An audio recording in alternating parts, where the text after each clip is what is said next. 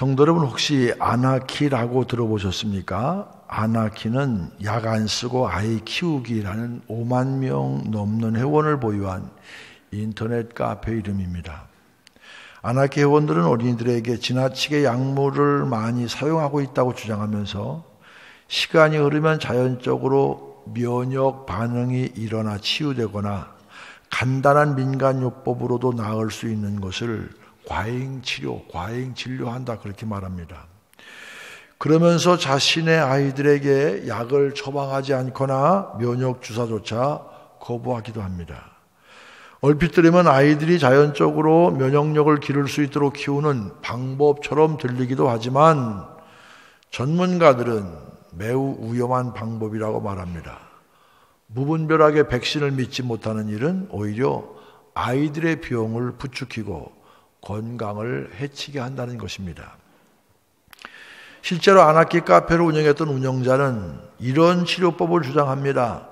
수두에 걸린 아이의 질병을 일부러 옮겨 면역력을 키워야 하고, 화상을 입은 부위는 40도의 온수에 담그고, 아토피를 겪는 아이는 햇빛을 쬐게 하며, 열나는 아이는 관장하고 자연 치유될 때까지 기다려야 한다. 이런 주장을 합니다.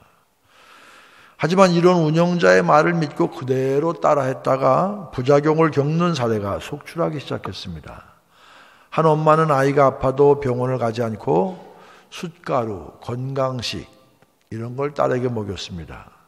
1년 후에 아이의 몸은 더욱 나빠졌고 뒤늦게 병원에서 진찰을 해보니까 아이는 기관지 확장증, 갑상선 기능 저하증은 물론 폐렴까지 앓고 있었습니다. 아이 엄마의 잘못된 판단으로 아이의 건강에 심각한 위험을 초래한 것입니다. 제가 왜 설교 초기에 이런 심각한 얘기를 여러분께 합니까? 이것은 거기에만 그런 위험이 있는 게 아니라 신앙에도 이런 위험이 늘 도사리고 있다는 것입니다. 잘못된 이야기에 흔들리다가 신앙 자체가 무너질 수도 있습니다. 무엇이 신앙에 있어 바른 이야기이고 무엇이 그릇된 이야기인지를 헷갈리다가 가지 말아야 할 곳 가고 듣지 말아야 될 이야기 듣는 경우가 생깁니다. 왜 사이비 이단들이 그토록 활개치고 있습니까? 내가 이게 분명한 신앙인 줄 알았는데, 그런데 막상 저들의 이 이야기에 솔깃해서 넘어가는 일 수도 없이 벌어지기 때문에 이 땅에 이단들이 활개치고 있습니다. 수십 년간 신앙생활하면 뭐합니까? 이단들의 속삭임에 무방비 상태가 되어 있다가 쉽게 넘어가고 포획되어 버리지 않습니까? 정신 바짝 차려야 합니다. 그러다 보면 어떻게 해야 할까요? 어떻게 해야 우리의 신앙을 견고하게 지켜낼 수 있을까요? 바른 신앙이 되기 위해서는 바른 신앙의 기준을 통해 점검해야 합니다. 오늘 본문 말씀입니다. 너희는 이 세대를 본받지 말고 오직 마음을 새롭게 함으로 변화를 받아 하나님의 선하시고 기뻐하시고 온전하신 뜻이 무엇인지 분별하도록 하라. 이 세상의 기준이 아니라 바른 신앙의 기준을 통해서 하나님의 선하시고 기뻐하시고 온전하신 뜻이 무엇인지 분별해야 한다는 것입니다. 분별해내야 그렇게 살 수 있지 않습니까? 오늘은 우리 교회가 웨슬리 회심 기념주일로 지키는 날입니다. 잔 웨슬리 목사님을 통해서 감리교가 시작되었기에 웨슬리 목사님의 회심은 진정한 감리교의 탄생을 알리는 그런 날이라고 할 수 있습니다. 그런 의미에서 오늘의 감리교 신앙의 4대 기준에 대해서 한번 이야기를 나눠보려고 합니다. 감리교 신앙의 4대 기준이라고 하는 것은 사실 웨슬리 목사님의 신학을 4가지 범주로 정리한 것입니다. 그런데 이것은 단순히 감리교나 웨슬리 목사님에게만 해당되는 것은 아닙니다. 이 4대 기준이 뭡니까? 성경, 전통, 경험, 이성입니다. 오늘 말씀을 통해서 내 신앙의 기준은 무엇이었는가, 그리고 내 신앙이 과연 이 4대 기준에 합당한 신앙인지 부합한 신앙인지를 돌아보며 내 신앙의 위치를 깨닫고 내 신앙에 나가야 할 방향을 새롭게 발견하는 귀한 시간 되기를 주님의 이름으로 축원합니다. 신앙의 첫 번째 기준은 뭐냐? 그것은 바로 성경입니다. 디모데후서 3장 16절은 알려줍니다. 모든 성경은 하나님의 감동으로 된 것으로 교훈과 책망과 바르게 함과 의로 교육하기에 유익하니. 모든 성경은 하나님의 감동으로 쓰여진 거예요. 하나님의 감동. 인간의 의지로 쓴 것이 아니라 하나님의 감동으로 쓰여졌기 때문에 교훈과 책망과 바르게 함과 의로 교육하기에 유익하다 그 말입니다. 성경은 하나님의 역사와 감동으로 기록되었기 때문에 그래서 우리 신앙의 가장 중요한 기준이 된다 그 말씀입니다. 구약성서 39권, 신약성서 27권으로 되어 있는 우리 성경, 구원의 필수 불가결한 원천이고 믿음과 실천의 가장 기본이 되는 근본적인 안내서입니다. 그래서 시편 기자는 119편 105절에서 이렇게 말씀합니다. 주의 말씀은 내 발의 등이요 내 길의 빛이니이다. 내 발의 등이라는 것이 무슨 뜻이겠습니까? 바로 하나님의 말씀, 주의 말씀이 우리가 마땅히 가야 할 길, 우리가 마땅히 살아야 될 삶의 가치, 이런 것을 비추는 등불과도 같다 이 말입니다. 어디로 가야 할지 알려주는, 내가 가는 길이 바른 길인지 잘못된 길인지, 내가 살고 있는 인생이 제대로 살고 있는지 잘못 살고 있는지 그것을 밝혀주는, 그것을 분별하게 해주는 바로 등불이라는 것입니다. 뭐가? 하나님의 말씀이. 주님의 말씀이 내 인생의 참된 길이요 진리인 줄로 믿습니다. 말씀이 알려주는 대로 살아가며 말씀이 가리키려는 대로 가는 인생, 말씀이 원하는 대로 사는 그 삶이야말로 지나고 나면, 한평생 살고 나면 그 길이야말로 참된 길, 정말 진짜였구나, 남는 거 그것이었구나, 그런 고백을 할 수 있습니다. 성경이야말로 우리의 삶과 신앙의 가장 중요한 기준임을 깨닫고 말씀 따라 사는 성도들 되시길 주의 이름으로 간절히 축원을 드립니다. 신앙의 두 번째 기준은 이성입니다. 이성. 잔 웨슬리 목사님이 이성을 중시했던 이유는 두 가지 극단적인 태도를 경계했습니다. 하나는 열광주의를 경계했습니다. 열광주의는 광신적인 신앙을 의미하죠. 현실 도피적이고 비이성적인 모습입니다. 또 하나의 극단적인 태도, 바로 이 웨슬리 목사님이 경계했던 극단적인 태도 가운데 하나가 합리주의입니다. 계몽주의의 영향 인해 이신론이라는 사상이 당시 영국의 유행처럼 번지고 있었습니다. 그들은 인간의 이성으로 절대적 진리를 이해할 수 있기 때문에 하나님의 계시가 필요 없다는 얘기예요. 하나님이 인간의 이성을 줬기 때문에 인간의 이성으로 이해되지 못할 그런 진리는 없다고 믿었어요. 그래서 이성적으로 이해할 수 있는 것만 받아들이고 이해되지 않는 영역, 곧 영적 체험 등에 대해서는 철저히 거부했습니다. 하지만 웨슬리 목사님은 이 두 가지 극단을 모두 비판합니다. 웨슬리는 뜨거운 부흥과 영적 경험을 중시하는 동시에 반지성적인 열정과 체험의 위험을 항상 경계했습니다. 이런 극단을 경계하기 위해 필요한 것이 바로 신앙의 토대 위에 이성의 능력을 인정하는 것입니다. 이성고 생각하는 능력은 하나님께서 우리 인간에게 주신 능력임이 분명합니다. 물론 다른 동물들에게도 생각하는 능력이 있긴 합니다. 그러나 인간하고 비교할 바가 아니죠. 인간은 이성을 가지고 다른 동물하고는 차원이 다른 판단과 분석 등을 할 수 있습니다. 특별히 이성이라고 하는 것은 신앙이 세상과 소통하기 위해서 반드시 필요한 영역입니다. 오래된 얘기지만 우리 강원도에서 있었던 얘기입니다. 1999년 10월 5일 날 강원도 양양의 남대천 둑에서 7명이 자신들이 타고 다니던 승합차에 불을 질러 집단 자살한 사건이 발생했습니다. 이들은 놀랍게도 종말론에 심취해 있던 목사와 그를 추종하던 영생교회 신도들이었습니다. 세상 사람들은 영생교회는 우리 보통 교회들하고 똑같은 줄 알아. 아니에요. 아니, 그건 뭐 말할 것도 없는 이단입니다. 수년 전부터 가족들조차 버린 채 서울의 한 단독주택에서 극도로 폐쇄적인 집단 생활을 해온 이들을 이끌던 목사를 살아있는 하나님으로 신격화하고 있었습니다. 결국 광적인 종교 생활을 해오다가 비극적인 최후를 맞이했습니다. 왜 이런 일이 벌어졌습니까? 이 사람들이 신앙이 없어 그랬겠습니까? 아니요, 신앙이 있었어요. 신앙이 없어서 그런 것이 아니라 잘못된 열광주의에 빠져서 신앙에 대한 이성적인 분별을 잃어버렸기 때문입니다. 여러분, 보통 경우에 사람을 신격화한다는 것이 말이 됩니까? 제정신 갖고, 어떻게 하나님과 동일시합니까, 목사를? 말이 됩니까? 이성을 가진 사람으로 그거 용납하지 않습니다. 그런데 자신의 신앙에 대한 이성적 판단을 하지 못하다 보니까 내 신앙이 잘못되고 있구나, 이걸 분별하지 못해요. 그렇기 때문에 우리 신앙의 기준은 성경입니다. 하지만 성경을 인용한다고 다 신앙은 아닙니다. 율법학자들이 말씀을 몰랐습니까?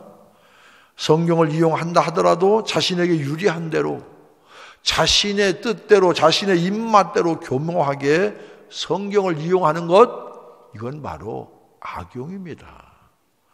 대표적으로 이단 신천지가 그렇습니다. 신천지의 문제는 성경을 모르는 데 있는 것이 아니라 성경을 자신의 입맛에 따라 자신에게 유리하게 멋대로 해석한다는 데 있는 것입니다.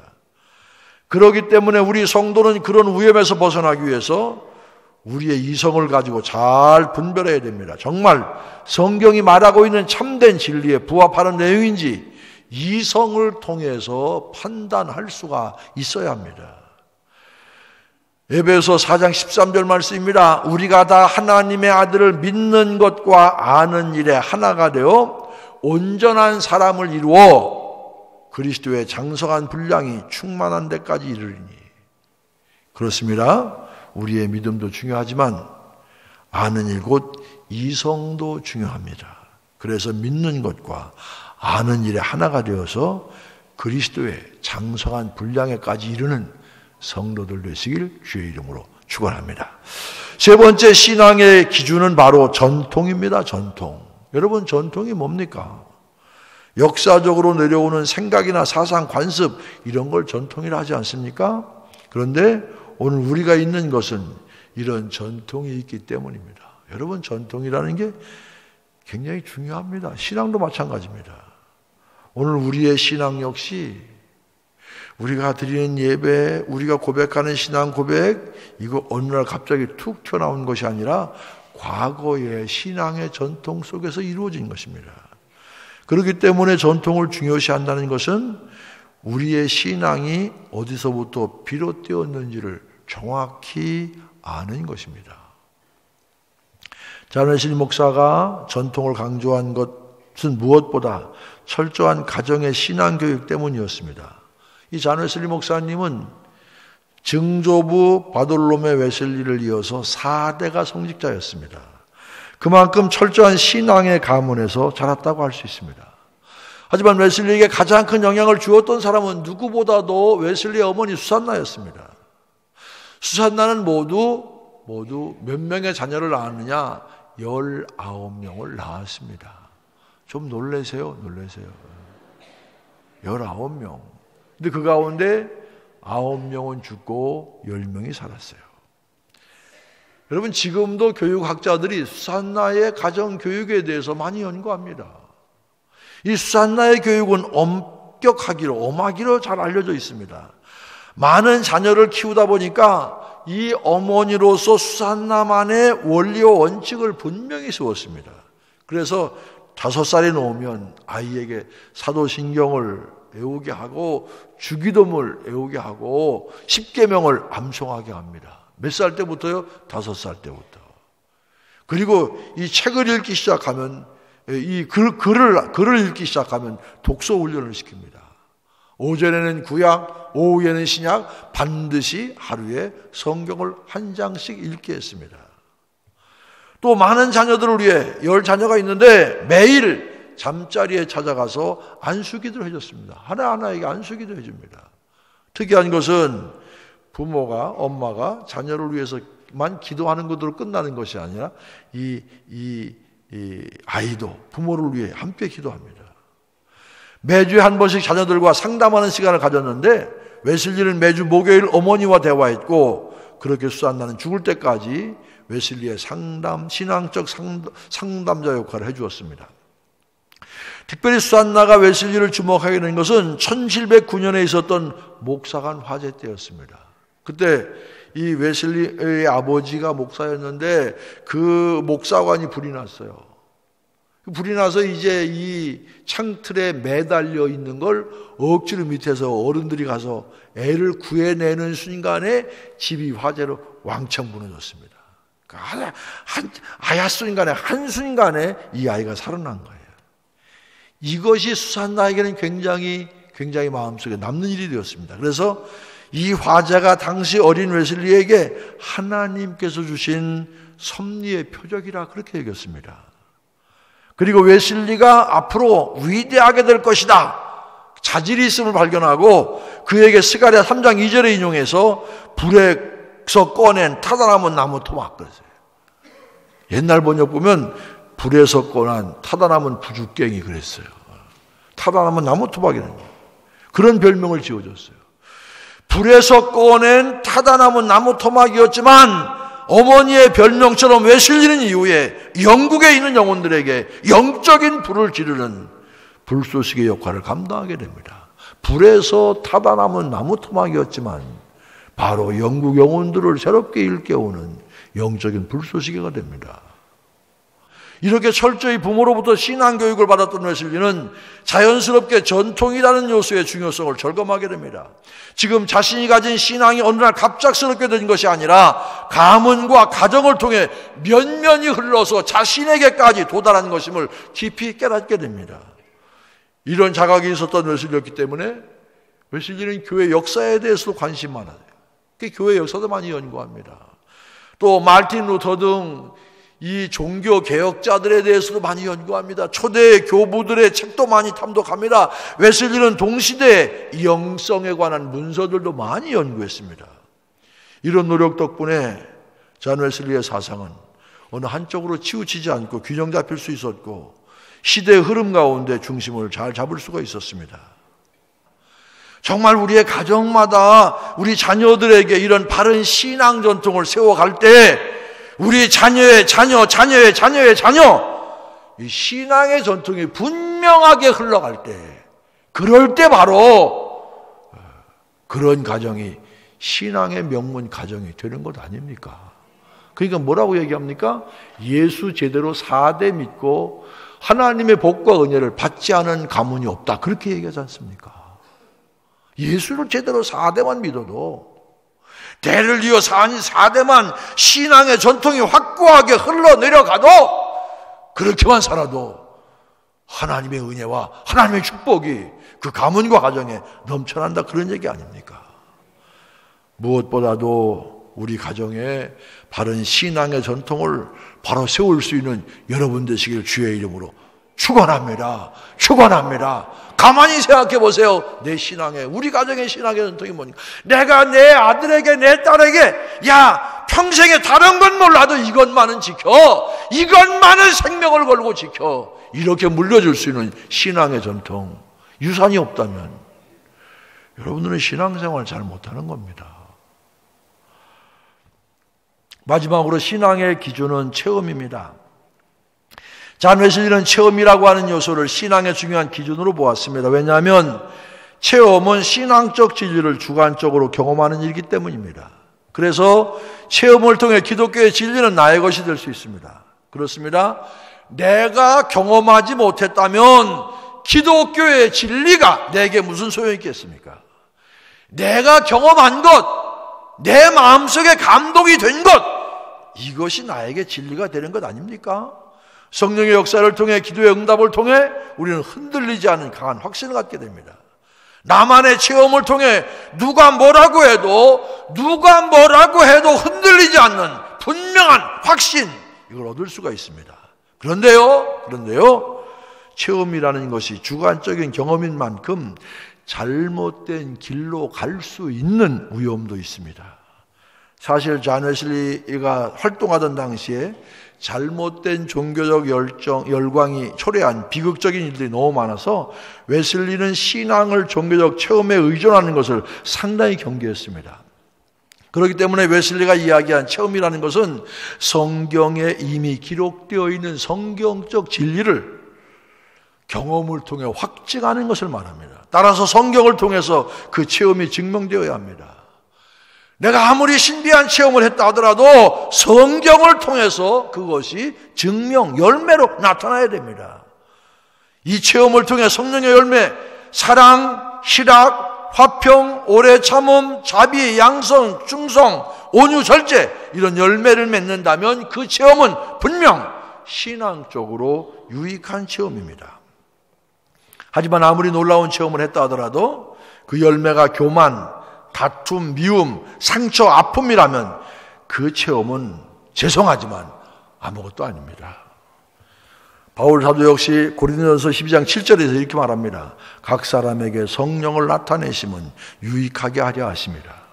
하나님께서 우리에게 성령의 역사를 허락하시는 이유는 유익을 위해서라고 했습니다. 이것은 나의 유익보다 더 중요한 것은 공동체를 위한 유익입니다. 그래서 나의 개인적인 신앙적 체험은 내가 속한 공동체에 유익할 때만 유익한 것입니다. 고린도서를 읽어보세요. 방언 좋은 거지만 그것이 공동체 질서에 위배됨을 하지 말라 그런 얘기예요. 하지 말라는 얘기가 아닙니다. 공동체 속에서 그것이 유익하냐 그런 얘기예요. 여러분, 내가 아무리 신령한 체험을 했다고 해서 남을 함부로 비판하면 안 됩니다. 잘못된 겁니다. 오늘 신앙에 있어서 4가지 기준에 대해서 살펴보았습니다. 하지만 중요한 것은 이 4가지 기준들이 각자 독립해 있는 것이 아니라 서로 연결되어 있다는 것입니다. 이 중에 어느 하나만을 신앙의 근거로 고집할 때 문제들이 야기될 수 있습니다. 만약 다른 요소들을 배제하고 성경 하나에만 의존하다 보면 때로 보면 독단적이에요. 사람들에게 인정받기 어려울 때도 있어요.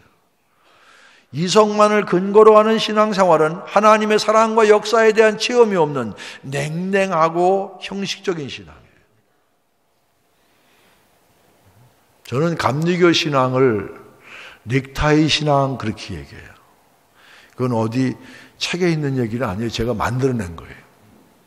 뭐냐면 우리 가슴은 항상 열정으로 뜨거워야 돼요. 체험이 있어야 돼요. 또 머리는 항상 이성으로 냉철해야 됩니다. 그 가슴, 냉철한 이성과 뜨거운 가슴이 항상 조화를 이루는 게 감리교 신앙이에요. 이성에만 팔팔하게 살아있는 신앙, 말은 잘해요. 생명이 없어요. 추진력이 없어요. 일 열심히 하는 사람은요, 이성을 앞세우는 사람이 아니에요. 열정이 있는 사람이 하는 거예요. 열정 있는 사람. 누구 같은 사람? 나도 몰라.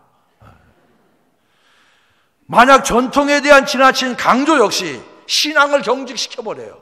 새로운 변화를 하지 못합니다. 활기를 뺏어갈 염려가 있습니다.